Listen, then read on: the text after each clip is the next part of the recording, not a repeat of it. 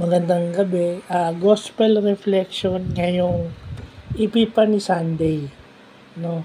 January 5, 2025. So, okay, this marks the end of the Christmas season. So, ang Christmas season sa Pilipinas is magmula September hanggang Epiphany Sunday. Bukas o anticipated natin ngayon yung Epiphany Sunday. So, ito yung dati sinasabi nilang Happy Three Kings o Pista ng Tatlong Hari. Yung Epiphany, no, yung nakita na ni Melchor, ni Gaspar, at saka ni Baltasar yung Panginoon.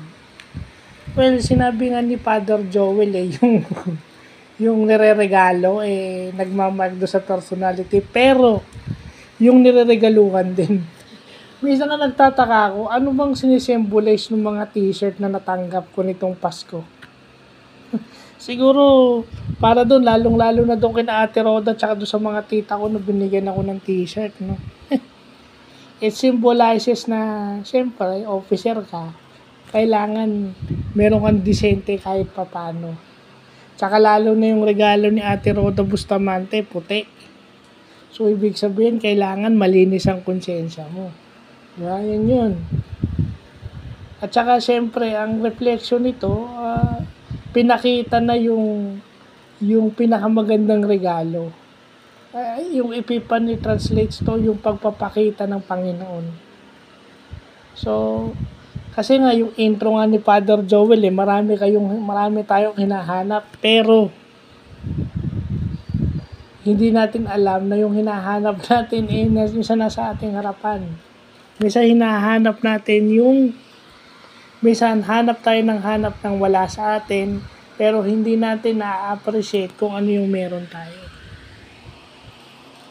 Yun yung pinaka-importante sa lahat. Hindi kayo pwede maghanap hanggat hindi nyo na-appreciate kung anong meron kayo.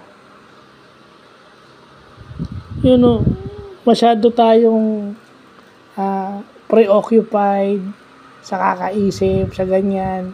Pero hindi nyo nalalaman kung may nawala sa atin, mahal sa buhay o material na bagay, may kapalit naman yan. O diba? Maaring nawala yung mahal mo sa buhay, pero tinuruan ka naman nun paano tumapang. Sa tingin mo ba matutuwa yung mahal mo sa buhay na yumao kung lulungkot-lungkot ka na buong araw ka nag-iiyak? Yun na lang isipin mo. Kasi ako, yun ang iniisip ko. Ano kaya ang tingin sa akin ng mga lolo't lola ko na yumao na? Lalo na yung sisinang na nag-alaga sa akin at nagpalaki. Sigurado ko matutuwa yun. Yeah. Wag mo na hanapin natin yung wala sa atin, pero dapat mag-appreciate muna tayo ng meron tayo. Yeah. Kasi yun yung nung tatlong haring mago. Na-appreciate nila si Lord. Hinanap nila si Lord, nakita nila, pero at the same time, na-appreciate nila kung sino yung hinanap nila. At kaya nila hinanap yun dahil yun yung ipinangako. Yun dun, ito sa gospel ngayon, pinapakita yung hinanap si Lord, pero na-appreciate si Lord.